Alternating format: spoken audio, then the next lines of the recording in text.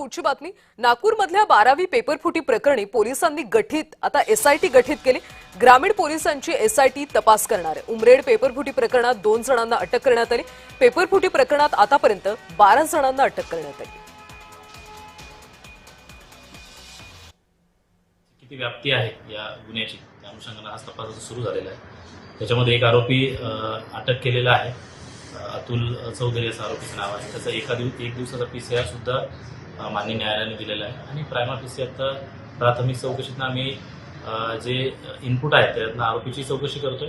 त्यांचे काही मोबाईल आणि लॅपटॉप सुद्धा आता ताब्यात घेऊन त्याही अनुषंगाने तपास सुरू आहे आणि दुसरं त्यांचा अजून कोणाशी लिंक आहे का या बाबतीतनं जो तांत्रिक पुरावा आहे तो गोळा करणं सुरू आहे। तर पेपरफुटी प्रकरणात आता एसआयटी कडून तपास केला जाणार आहे। ग्रामीण पोलिसांची एसआयटी तपास करणार आहे। उमरेड पेपरफुटी प्रकरणात 2 जणांना अटक करण्यात आली। या सगळ्या संदर्भात सध्या पोलिसांचा तपास सुरू आहे आणि या सगळ्या प्रकरणात आतापर्यंत एकूण 12 जणांना अटक झाली।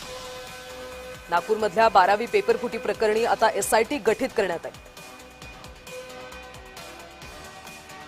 या सगळ्या संदर्भात अधिकचे अपडेट्स घेऊयात आमचे नागपूरचे प्रतिनिधी तेजस मोहतुरे यांच्याकडून। तेजस, आता एक एसआयटी गठीत करण्यात आली आणि त्या माध्यमातून आता तपास केला जाणार आहे, काय अधिकचे अपडेट्स?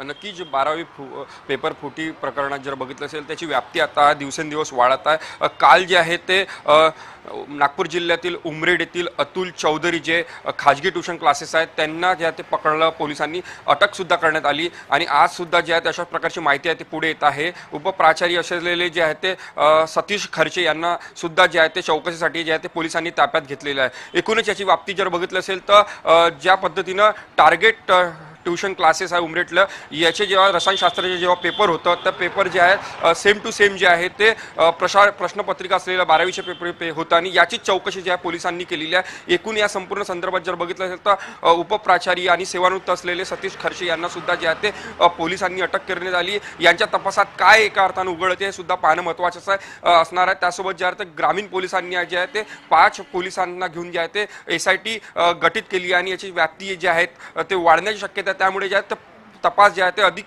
गतीने वाढवण्यात आलेला आहे। एकूणच जर बघितलं असेल तर या संपूर्ण प्रकरणात जे आहे ते 12 लोक जे आहेत ते अटकेत आहेत। मात्र पुन्हा एकदा शिक्षण विभागातील कुठल्या अधिकाऱ्याच्या यामध्ये हात आहे का याची सुद्धा तपासणी जी आहे ते संपूर्ण या पोलिसांच्या माध्यमातून केली जात आहे। नक्कीच तेजस, त्यामुळे या एसआयटी तपासातून नेमके काय धागेदोरे समोर येतात हे पाहणं महत्त्वाचं आहे।